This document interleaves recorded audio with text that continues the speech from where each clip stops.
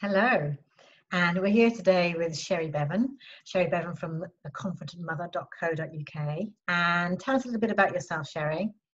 Well, first of all, thank you for inviting me today. I'm really delighted to be here. So my name is Sherry. I work as a career competence coach, and I've been doing that for about 8 years. I've been running the business now. I specialise in working with women in technology because I've got something like 30 odd years experience in the sector. But over the last sort of few years, I've also done a lot of work with women who work in the non-profit sector because, again, I've got lived experience of working in that sector.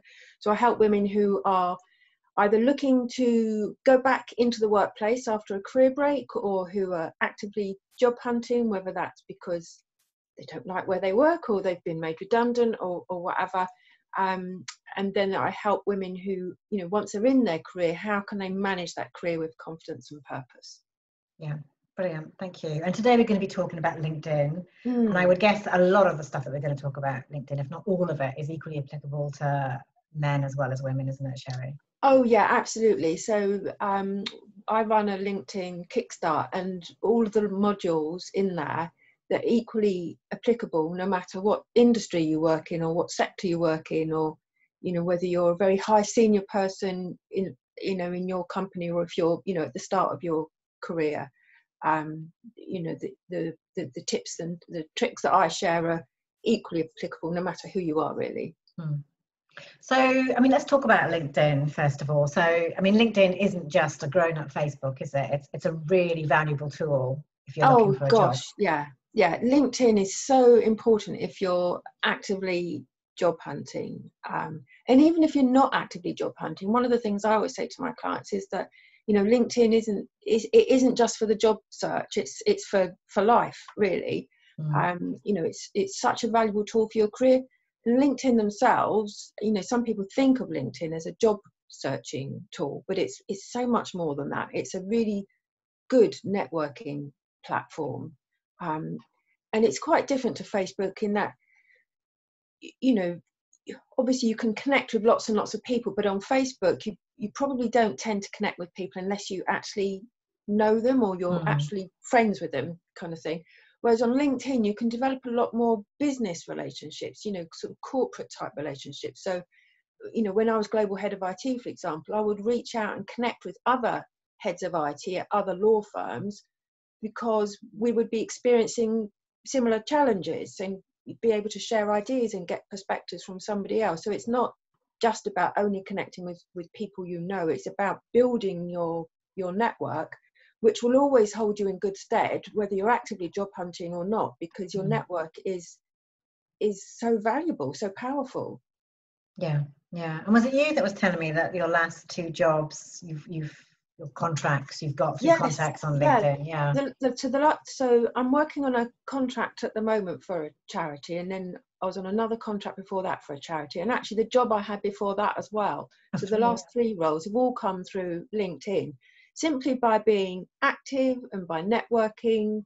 And these weren't jobs that I applied for through the LinkedIn channels. These were jobs that I found out about through LinkedIn, and then then applied for the role or talked to the person, or was in one of them I was invited to come and talk to us about this new role we've got. We think you'd be a perfect fit. So it's a brilliant way to to get jobs if you know how to use it in the right way. I think that should be emphasized. It's about having a really strong, powerful profile that talks about who you are and what you do and how you do it, and being active and visible, which sometimes people feel a bit uncomfortable with. But so sometimes it can be a bit daunting and a bit scary to get more visible, but it's such a brilliant tool for finding new jobs, and and not just job finding, but finding other career opportunities, so speaking opportunities,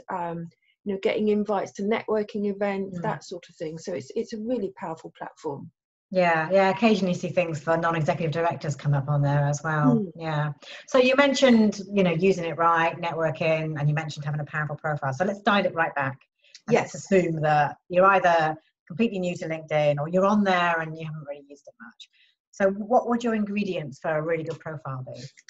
So I think, so for me, there's kind of sort of about 7 key things you've got to get right. I think particularly if you're doing this when you've been looking job, I mean, obviously right now the job market's pretty tough, I think. You know, lots of people on furlough or facing redundancy or have already been made redundant.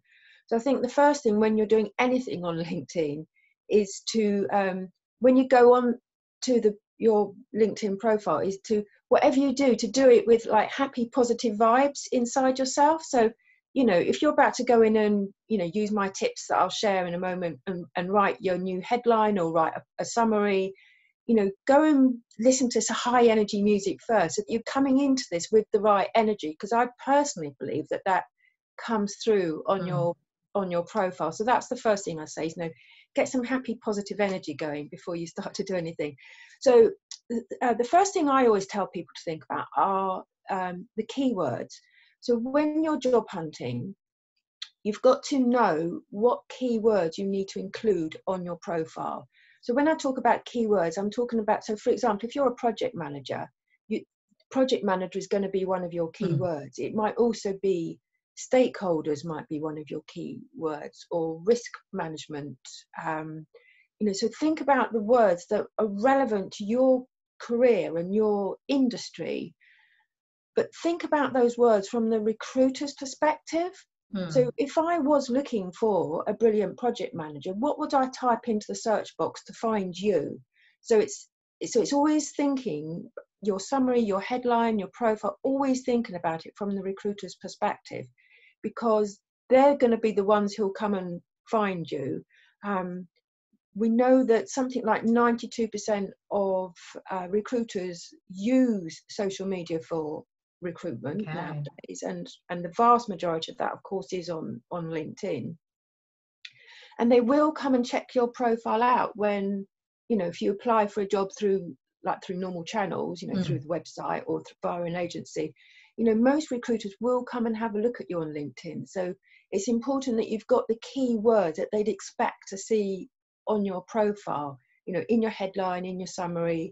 And it's not a matter of, it's not like crowbarring them in, it's having them in there so that it's part of the story, it's part, you know, so it just is part of the natural conversation that you've kind of got going on in your profile.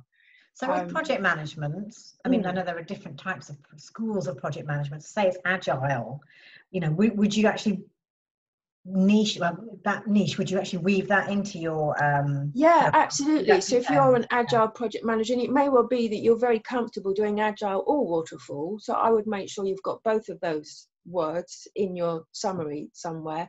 You know, maybe you've got experience with the scaled agile framework, you know, make sure you mention that in there as well.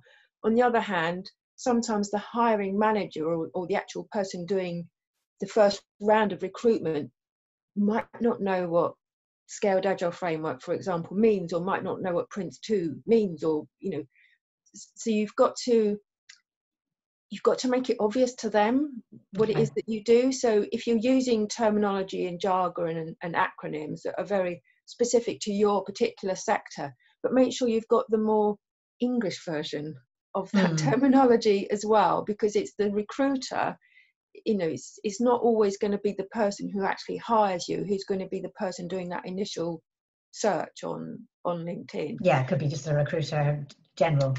Yeah, exactly. So, you know, if you tend to refer to it as you know, agile is a good example. If you use, you know, agile, but you've got specific experience with scaled agile framework, you know, I would put like the full word in, you know, the full term in your summary, but also like the SAFE, you know, short form version of it, so that it's obvious for anybody looking at it that, oh yes, she's got this, she's got that, she's got exactly what we're looking for. But yeah, the keywords is where I'd always start. And I think once you've got clear on your keywords, then it's just, you know, everything else you can build around your keywords. So, and if you're not sure what the keywords should be, then what I always suggest to my clients is to go and look at other people's summaries, you know, people who you know do a similar role to you, or go and look at job descriptions. And I think the thing to bear in mind is that, you know, over time, job roles the language that we use evolves. So for example, maybe 20 years ago you would have a personnel manager, whereas then they became HR managers, and now often you hear them being called people managers or talent managers. So make sure that your keywords, the current jargon, is reflected throughout your profile, because that's what people are going to be looking for. Yeah. So that's where I start, is keywords. And then the next thing to really focus on is your headline. Now, very often, this is the one thing that LinkedIn will default to make your headline whatever your current job title is. Yes. But your current job title isn't necessarily that informative, and it's not that helpful. And you've actually got, LinkedIn have just changed the criteria, but it used to be 120 characters. I think it's gone up to 200 literally in the last week or so. So you've got 200 characters to use to really showcase who you are, what you do, and how you do it. So it might be, if we go back to our project manager example, it might be you're a project manager with specific experience in technology or specific experience in a particular sector, or that you've got specific methodologies that you're very familiar with, or maybe you're also a scrum master, or maybe you've also got the business analysis background and experience. So you want to kind of have like the job title that you want as your professional headline, rather than your current job title. Okay, that's a good tip. Yeah, so I mean, for example, a few years ago I worked for one of the big 4 accountancy firms, the one that no longer exists because of a certain scandal, but I won't name who they are. And at one point, one of my job titles was divisional account coordinator. Now, anybody outside of my department, let alone outside the firm, had no idea. Doesn't mean anything to me. Yeah. It means absolutely nothing. And even inside the firm, people would say, what exactly is it that you do? Basically, we were service delivery managers. We were internal service delivery managers. So I've changed my job title on that particular experience so that it's obvious to people. I mean, I don't worry about it quite so much now, because that was like 20 years ago. But it's making sure that your headline says something about who you are, what you do, and how you do it.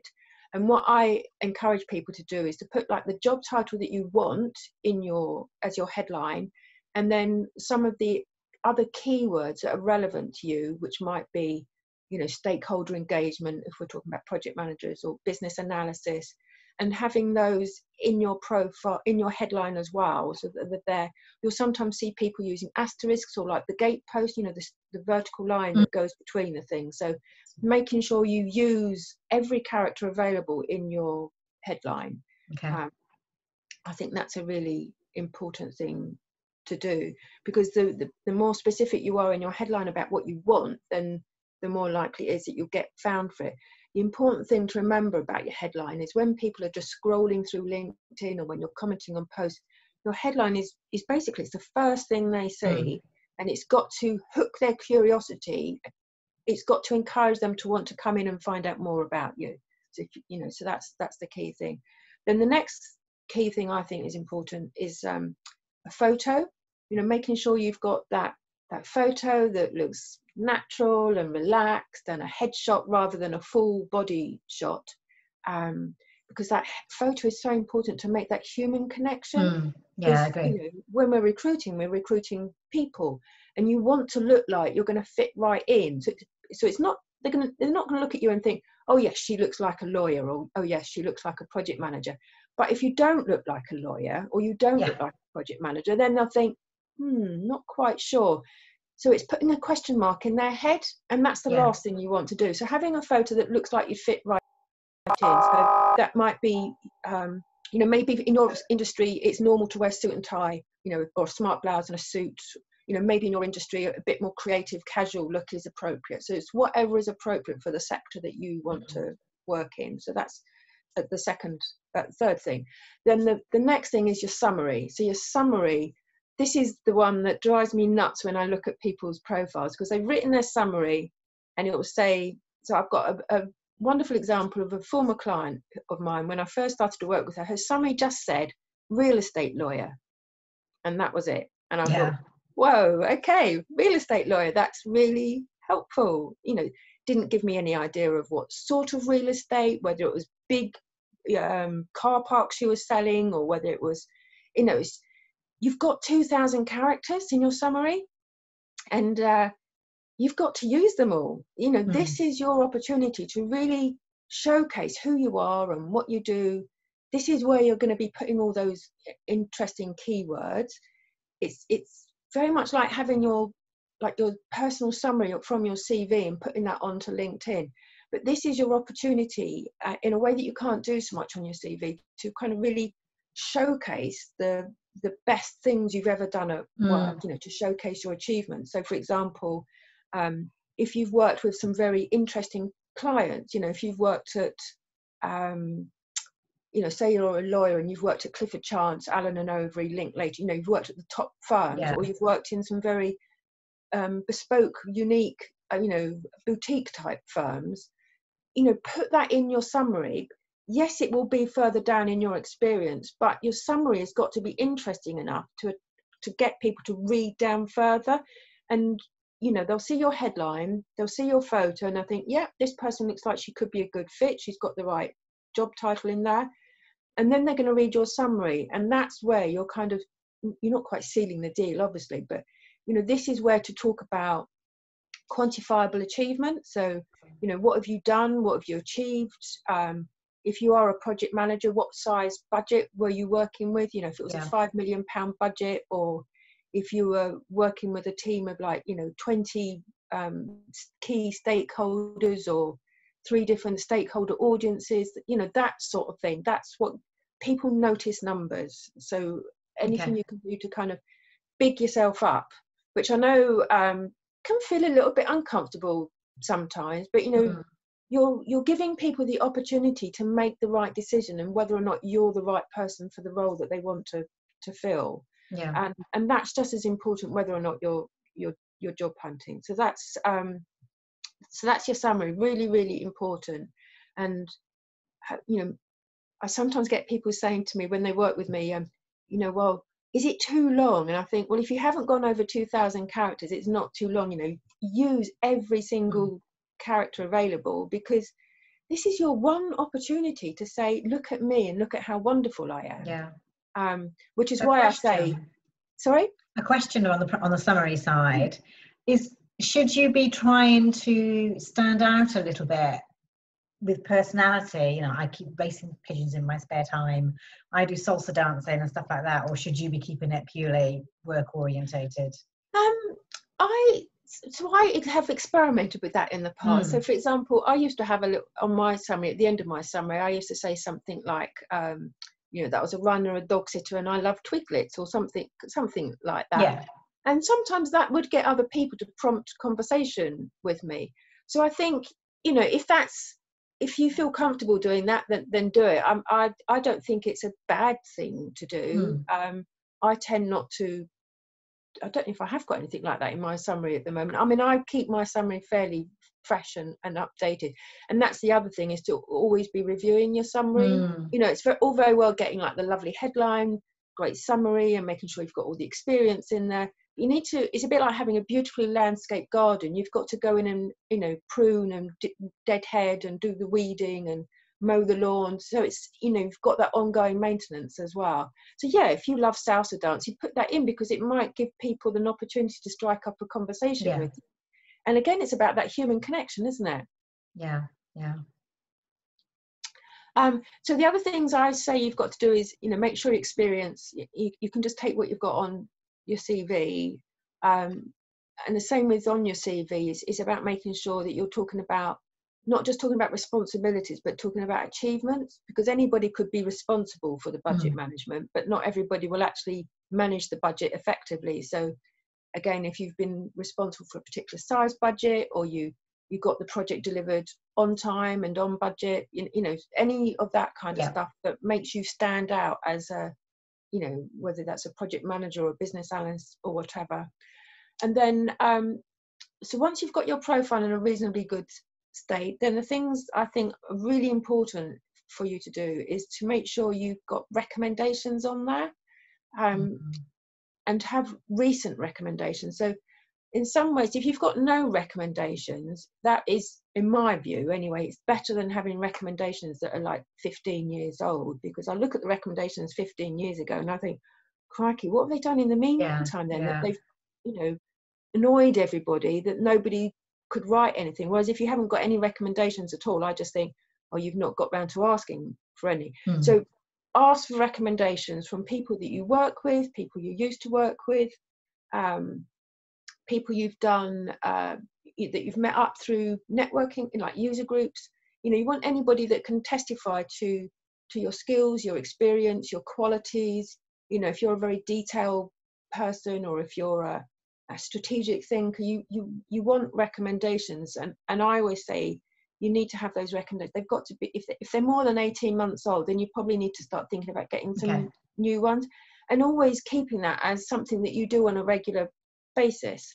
The thing sometimes people find difficult about recommendations is they think, oh, I don't know, I don't want to ask. But if you've got a manager, for example, or you've got an after review meeting at the end of a project, what's the feedback that people have given you, and then ask your manager or your co-worker, could you write me a recommendation? And do you remember that time you told me that you thought I always held a really good risk register? Or do you remember that time that you really loved that campaign that I developed for ABC? So by giving people something specific to focus on, you make it an awful lot easier for them to write the recommendation. Because otherwise you get the recommendation request and you think, oh yes, I'll write one for Sherry, and oh, now what do I write? Oh, she made those lovely brownies that time that she brought into the office, and you think, no, that's probably not appropriate. Or she organised a Christmas, oh no, that's maybe not a good thing either. So make it easy for them and tell them what you'd like them to focus on. So a particular skill, particular project. Maybe they've given you some specific feedback in the past. So I know I've certainly done that with the chief executive at the charity that I worked at previously. When I left, he'd given me some really, really lovely, warm feedback, and talked about some of the qualities that he admired in me. And so when I asked him for a recommendation, I said, do you remember what you said to me in that meeting on my last day? And you said how you really liked ABC. And then it was great, because then when he wrote the recommendation, he just said it again, which was really nice. So make it easy for people. And then the other thing I think is really important on LinkedIn, particularly when you're job hunting, is to get visible. So connect with people, keep building your network. But the visibility thing is also about being active on there. So it's not just about writing a lovely profile and then sitting back and thinking, right, the jobs will come to me. You've got to kind of be proactive about it. So, writing posts, maybe writing articles if you're, if writing is your thing.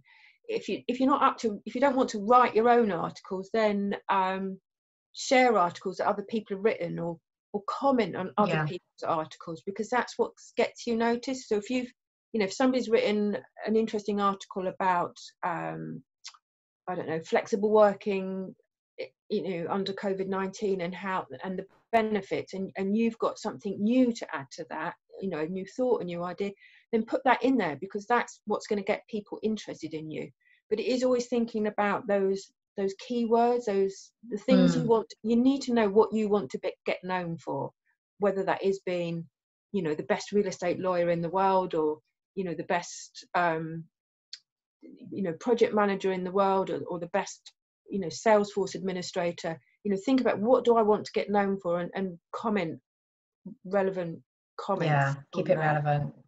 Keep it relevant. And I think that visibility thing is so important, because you can use LinkedIn to, you might have particular companies that you would love to, look, your dream job is working for, I don't know, Pricewaterhouse, for example, or your dream job is to work for Macmillan Cancer Support, or something like that.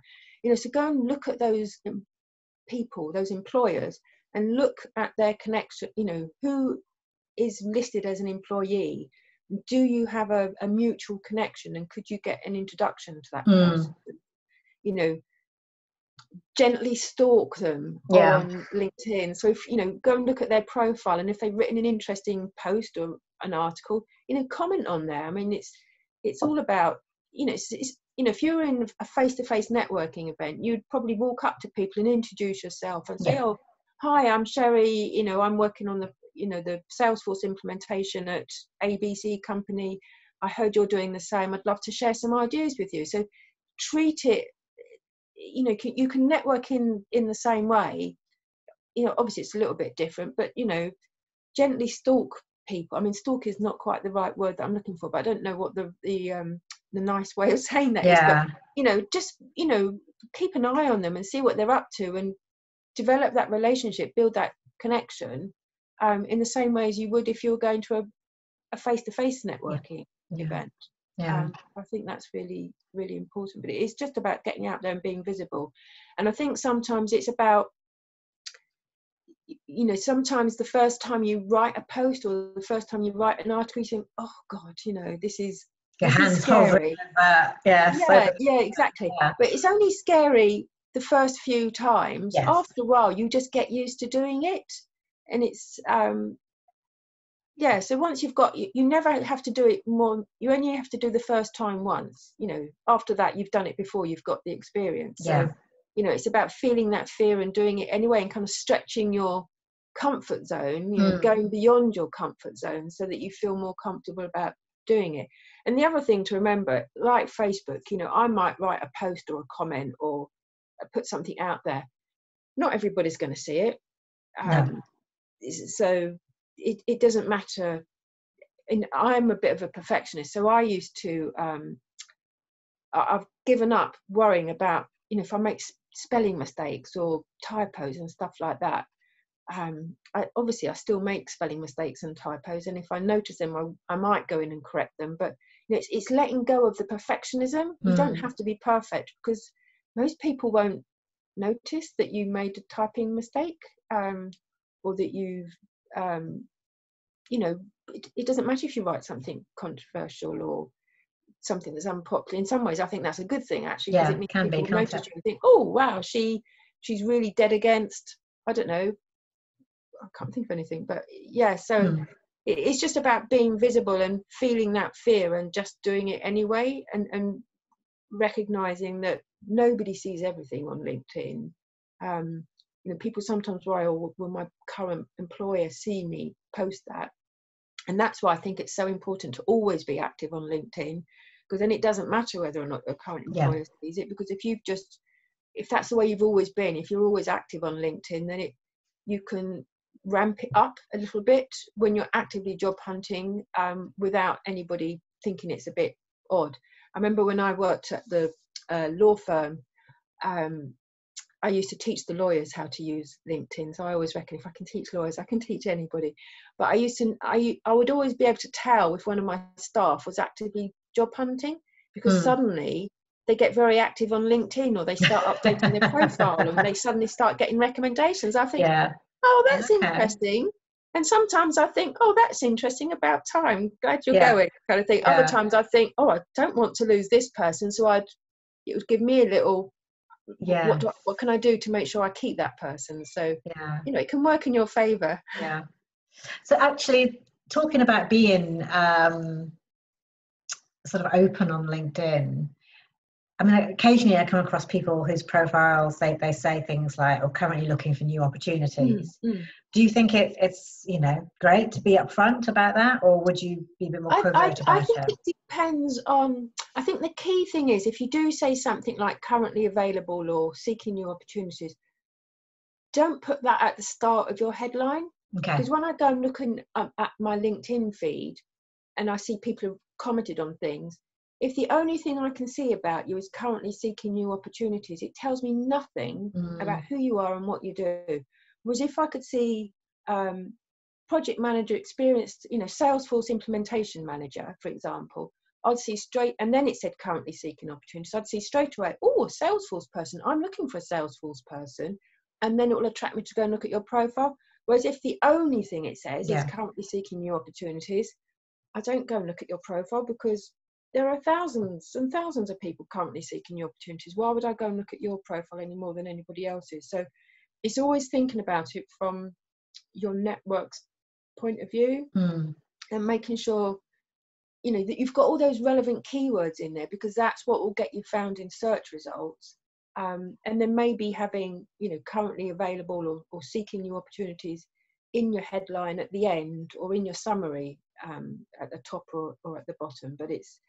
But don't make that the only thing in your headline. Okay. So thinking about actual recruitment now. So obviously, I know on LinkedIn you have to be open to recruiters. So there's a thing that you click, isn't there, that says open. What's the etiquette? Is it okay to approach recruiters and say, "Hey, I'm looking," or should you wait for them to come to you? I would, yeah. I mean, if you want a job, be proactive, because they might not have come across your profile. The more connections you have, the bigger your network, and therefore the more likely they are to see your profile. But yeah, absolutely, be proactive, because if you think back 20 years ago, before we had LinkedIn and we had, you know, social media, you know, the way that you told recruiters that you're looking is you went along to their office or you phoned them up. So this is no different. You're just doing it online. So I say, yeah, be proactive, connect with recruiters, because I find that most recruiters will be very open to connecting with you, particularly if they can see, you know, if they're a recruiter that specializes in marketing roles and they can see that you're a marketing person, then they'll be very open to connect with you, generally speaking, because from their point of view, the more connections they've got, the more likely they are to fill the post and get the commission on filling the post. So so when we say recruiters, I'm talking about recruitment agencies as opposed to hiring managers. I think people who are like internal recruiters tend to be more cautious about accepting requests from everybody, because they don't want to be inundated with people messaging them in their inbox saying, "Give me a job, give me a job, give me a job," kind of thing. Okay. Another question which strikes me, you say be active, and I totally agree. You know, my own career in past work in PR, you know, that is one of the things that I always used to say to people: be active, be there, be seen, get noticed. Yeah, absolutely. But thinking back to other forms of social media, I mean, I know on my Facebook, for instance, there are people that are always there, and I think, oh my God, haven't you got a life? How does that translate to LinkedIn? How active should we be without looking desperate? Yeah, it's a tricky one, isn't it? And I think, again, remember that not everybody will see everything, same as Facebook. I mean, you mentioned about other social media there. I think one of the things it's important to think about is you need to make sure that your social media, you've got a consistency of brand, like personal brand, across all channels. So if on Facebook you're talking about being, I don't know, a really good social media digital engagement person, but on LinkedIn you're talking about being something else or doing something else, or on Twitter you're talking about being a firefighter or something. There, you know, you want to make sure that you're if you're across different social media, making sure you've got a consistency of brand. But I think on LinkedIn, if you're actively job hunting, I tell my clients to go in every day and do something on LinkedIn. And it only needs to take 20 minutes. So it's not like spending all day on LinkedIn. You know, 20 minutes to write a post, or 20 minutes to go and look at other people's posts and articles and comment. You know, anytime you see something in a newspaper, you know, maybe you listen to a podcast, or you've listened to a TED talk that's really inspired you or helped you to look at things in a different way. You know, share that, tell people what's inspiring you, what's motivating you. And also, it's okay to share what's been a challenge for you. So if you're, you know, if you've been made redundant and you're actively out of work, and you know, it's okay to share the stuff. So I would personally, I tell people to make sure they're active on LinkedIn every day. Okay.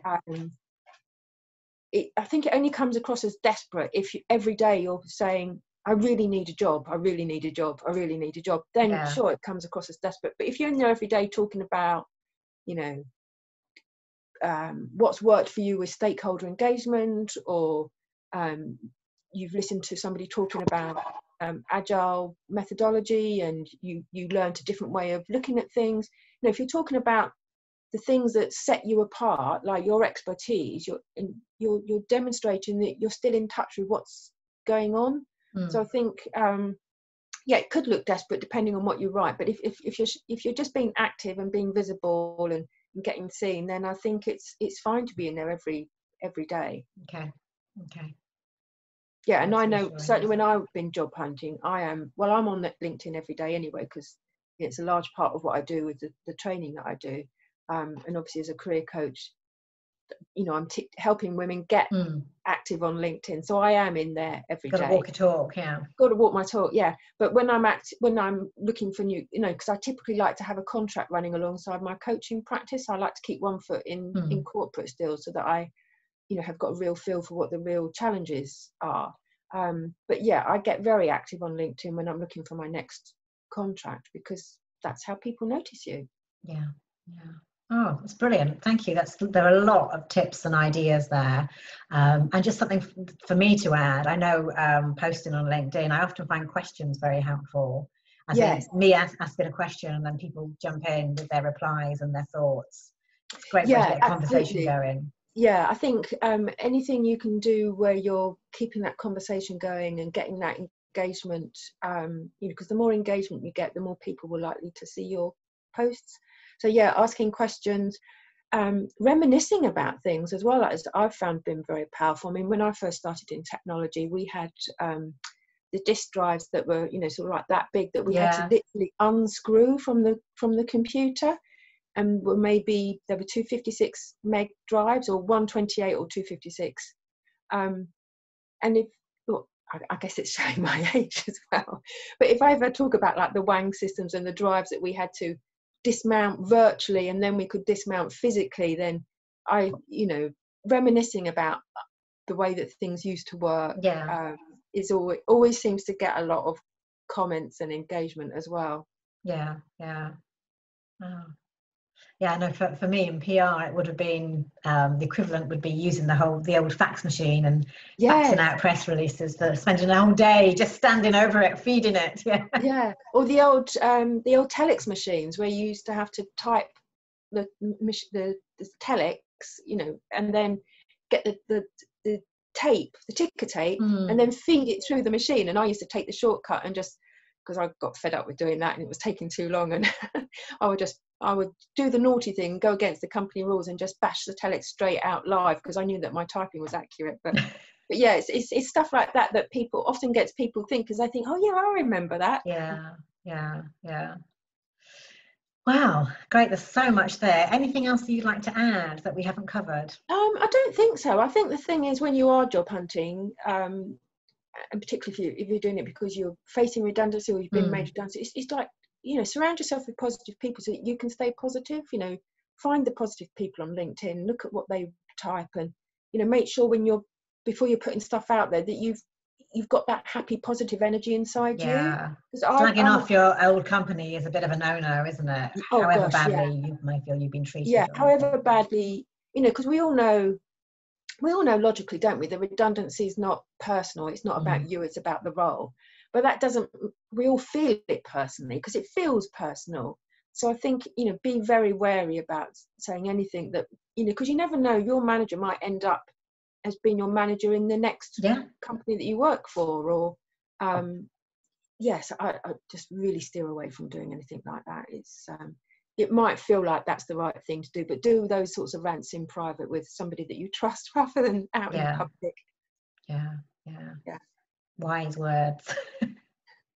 Brilliant. Well, thank you so much for today. Thank you, Paula. So along with this, we'll include your contact details and also your LinkedIn profile, because I'm guessing that's, if anyone wants to see, you know, your tips in action, to go and take a look at your profile. Yeah, come and take a look at my LinkedIn profile. Have a look at some of the people I'm connected with, because obviously a lot of them have been my clients. But yeah, I'm more than happy to connect with anybody on LinkedIn. I do tend to share a lot of tips on job hunting and getting promoted and how to use LinkedIn on my profile all the time. So yeah, come and connect with me on LinkedIn. Okay, that's going to be a good resource for people. Great. Well, thank you so much, Sherry.